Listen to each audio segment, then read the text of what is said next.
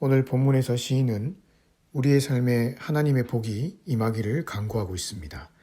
1절에 하나님은 우리에게 은혜를 베푸사 복을 주시고 그의 얼굴빛을 우리에게 비추어 주소서. 여기 얼굴빛을 비춘다는 것은 하나님의 특별한 관심과 보호를 말합니다. 하나님이 그 얼굴빛을 우리를 향해 비추시면 우리의 삶에 복이 임합니다. 여기 복이라는 것은 영적인 복도 포함되겠지만 실제적인 우리의 삶에서 경험할 수 있는 여러 가지 복을 말합니다. 구체적으로 6절에 보니 하나님이 얼굴빛을 어떤 사람에게 비추시니 그 사람이 사는 땅에 풍성한 소산이 배출되었습니다. 그 결과 평안하고 안정적인 삶을 살아갈 수가 있었죠. 시인은 이러한 하나님의 자비와 은혜의 손길로 우리의 삶을 붙잡아 주셔서 우리가 이 땅에서 고난과 고통의 삶이 아닌 평안과 기쁨의 삶을 살아갈 수 있도록 해달라고 기도하고 있습니다. 그런데 오늘 본문을 잘 보면 시인이 왜 자신의 삶에 복을 달라고 기도했는지 그 이유를 알 수 있습니다. 그것은 바로 나의 삶이 하나님의 복을 전달하는 축복의 통로로 사용해 주시기를 바라는 마음에서였습니다. 즉, 그 복을 통해 나 혼자 이 땅에서 잘 먹고 잘 사는 것이 아니라 나의 삶이 축복의 통로가 되어서 내가 만나는 모든 자들이 나를 통해 하나님을 발견하고 구원받는 데 있어서 쓰임받게 해달라고 복을 간구하고 있었던 것입니다. 그래서 본문에 보면 시인의 초점은 자신의 삶에 있지 않고 온통 열방과 민족에게 향해 있습니다. 1절의 시인은 자신의 삶에 복을 주십사 기도한 후에 곧바로 2절에 주의 도를 땅 위에 주의 구원을 모든 나라에게 알리소서라고 기도합니다. 말하자면 이런 기도죠. 하나님, 저에게 복을 주시옵소서. 그래서 제가 가는 곳곳마다 하나님 나라가 세워지게 하옵소서. 그래서 나의 삶을 통해 많은 영혼들이 하나님을 발견하게 하시고 나를 통해 그들이 하나님을 찬양하는 자리로 인도함을 받게 하옵소서. 7절에도 똑같은 말이 나옵니다. 하나님이 우리에게 복을 주시리니 땅의 모든 끝이 하나님을 경외하리로다. 시인은 하나님의 복을 간구하고 있지만 그 이유가 나의 복된 삶을 통해 땅의 모든 끝이 하나님을 경외할 수 있기를 바라는 마음에서 복을 구하고 있습니다. 게다가 오늘 시는 4절을 중심으로 1절부터 3절, 5절부터 7절이 대충 구조를 이루고 있는데 가장 핵심되는 4절이 무엇이라고 말하고 있습니까? 온 백성은 기쁘고 즐겁게 노래할지니 주는 땅 위의 나라들을 다스리실 것임이니이다. 즉, 온 열방에 가득히 세워질 하나님의 나라를 노래하고 있습니다. 그렇다면 우리는 오늘 시편을 통해 시인의 삶의 초점이 어디에 맞추어져 있는지 쉽게 알 수 있습니다. 시인의 초점은 나의 복에 맞추어져 있지 않습니다. 그의 시선은 오로지 하나님의 나라와 그분의 영광에 맞추어져 있습니다. 시인의 관심은 하나님의 복을 받고 땅에 내리는 소산물이나 잔뜩 먹으며 배를 두드리며 사는 그런 것에 있지 않았습니다. 그는 하나님의 마음이 지금 어디를 향하고 있는지에 대해 아주 예민하게 관심이 있었던 것입니다. 하나님의 마음은 아직도 흑암의 권세에 매여서 고통받는 자들에게 있었습니다. 하나님의 마음은 무엇이 진리인지 모른 채 양식 아닌 것을 위해 은을 달아주며 배부르게 하지 못할 것을 위해 수고하며 하루하루 소망 없이 살아가는 저 이방 민족들에게 있었습니다. 하나님의 마음은 배고픔과 굶주림 속에서 하늘을 지붕 삼고 땅을 침대로 삼은 채 길거리에서 노숙하고 있는 고통받는 영혼들을 향해 있었습니다. 시인은 바로 그런 하나님의 마음을 정확히 헤아리고 있었던 것입니다.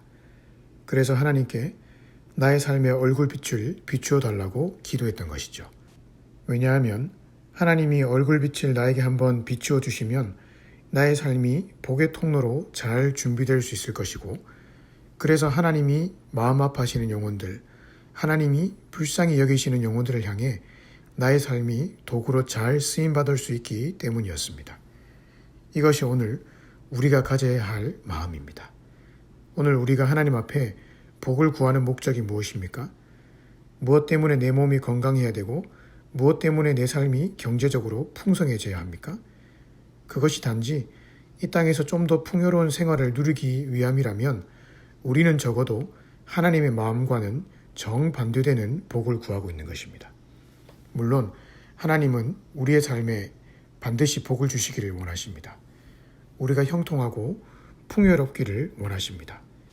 하지만 베드로전서 2장 9절에 따르면 우리를 먼저 어둠의 권세에서부터 불러주셔서 그의 기이한 빛에 들어가게 하신 목적은 우리가 제사장의 삶을 살게 하시기 위함입니다. 제사장은 자기 혼자 잘 먹고 잘 사는 존재가 아닙니다. 그의 삶을 통해 잃어버린 영혼들과 하나님을 연결시켜주는 중보자의 삶을 살아가는 것이 제사장의 존재 목적이고 본질적인 사명입니다. 따라서 오늘 말씀을 통해 오늘 내가 살아가는 삶의 초점과 목적이 어디에 맞추어져 있는지 다시 한번 점검해 보십시다. 하나님의 영광입니까? 나의 영광입니까? 무엇을 위해 그렇게 열심히 기도하고 무엇을 위해 그렇게 열심히 주를 섬기고 있습니까? 하나님의 영광 때문입니까? 나의 영광 때문입니까? 우리가 살아가는 이 시대는 이기주의가 팽배해 있고 이기적으로 사는 것이 지혜롭게 여겨지는 시대이기 때문에 자칫하면 우리도 그렇게 흘러갈 수 있습니다. 하지만 살아있는 물고기가 강을 거슬러 올라가듯이 예수의 생명을 가지고 있는 우리들은 시대의 흐름을 역행해서 살아가야 합니다. 내 것만 챙기는 것은 결코 그리스도인의 삶이 아닙니다. 고통받는 이웃을 돌아보지 않는 것은 아직 하나님의 마음을 모르는 자들이죠. 저는 오늘 아침에도 아프가니스탄에서 고통받고 있는 이웃들의 기사를 읽어보았습니다. 또한 IT에서 지진이 일어나서 2,000명이 넘는 사람들이 목숨을 잃은 것을 보았습니다. 이들 모두가 현재 너무나 고통받고 있는 우리의 이웃이고 관심의 대상입니다. 왜냐하면 하나님의 마음은 현재 가족과 이웃을 잃은 채 울고 있는 그들의 마음과 함께하고 계시기 때문입니다. 이런 자들 앞에서 교회가 우리 개인이 그냥 가만히 앉아서 쳐다만 보고 있다면 그것은 제사장의 모습이 아닙니다. 적어도 교회가 이런 기도 제목을 내어놓고 함께 기도해 줄 수 있지 않습니까? 적어도 우리의 작은 돈을 모아서 그런 자들의 아픔과 함께 할 수 있지 않습니까? 그렇다면 그들이 우리를 통해 그 아픔의 현장에서부터 하나님을 발견할 수 있지 않겠습니까? 꼭 아프가니스탄 IT가 아니라 할지라도 내 주변에 나의 사랑과 관심이 필요한 자들이 많이 있을 것입니다. 그들에게 얼마든지 나의 작은 손을 내밀어서 도와줄 수 있고 함께 아파해 줄 수 있습니다. 그렇게 해서 그들이 하나님을 발견할 수 있고 하나님께 돌아올 수만 있다면 그것이 바로 제사장으로서 하나님 나라 백성으로서 이 땅을 살아가는 삶의 모습이 아니겠습니까? 우리가 하나님께 복을 구하는 것은 바로 그러한 하나님의 마음을 알고 그 하나님의 마음을 가지고 이웃을 잘 섬길 수 있도록 하기 위한 간구인 것입니다. 따라서 오늘 하루 나의 삶의 초점을 다시금 점검하며 살아가십시다. 하나님 아버지의 마음이 있는 곳에 나의 마음이 있게 해달라고 기도하십시다. 그 하나님의 뜻을 온전히 잘 행할 수 있도록 나의 삶에 넘치는 복을 달라고 기도하십시다. 오늘 하루도 그렇게 하나님 나라를 세워가시기 위해 최선을 다해 살아가심으로 인해 복의 통로로 넉넉히 쓰임받을 수 있기를 주님의 이름으로 축복합니다.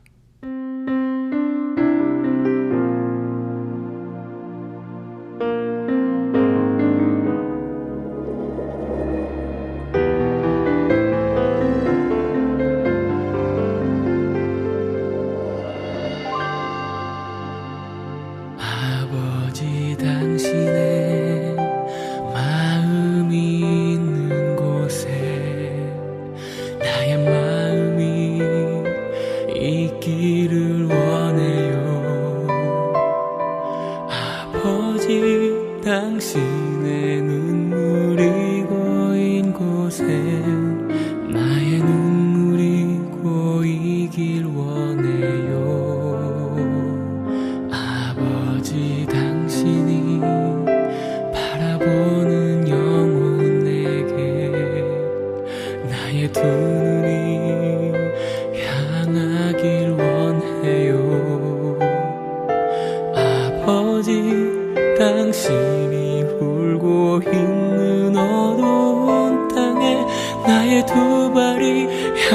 향하길 원해요.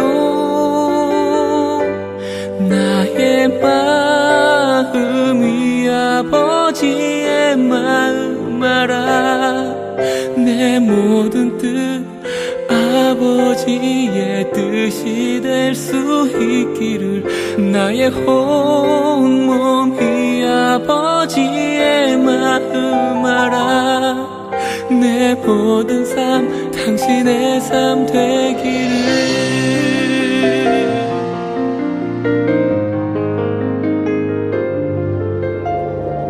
아버지 당신의 마음이 있는 곳에 나의 마음이 있기를 원해요. 아버지 당신의 눈물이 고인 곳에 나의 눈물이 고이길 원해요. 아버지 당신이 바라보는 영혼에게 나의 두 눈이 향하길 원해요. 아버지 당신이 울고 있는 어두운 땅에 나의 두 발이 향하길 원해요. 나의 마음이 아버지의 마음 알아. 내 모든 뜻 아버지의 뜻이 될 수 있기를. 나의 온몸이 아버지의 마음 알아. 내 모든 삶 당신의 삶 되기를. 나의 마음이 아버지의 마음 알아. 내 모든 뜻 아버지의 뜻이 될 수 있기를. 나의 온몸이 아버지의 마음 알아. 내 모든 삶 당신의 삶 되기를.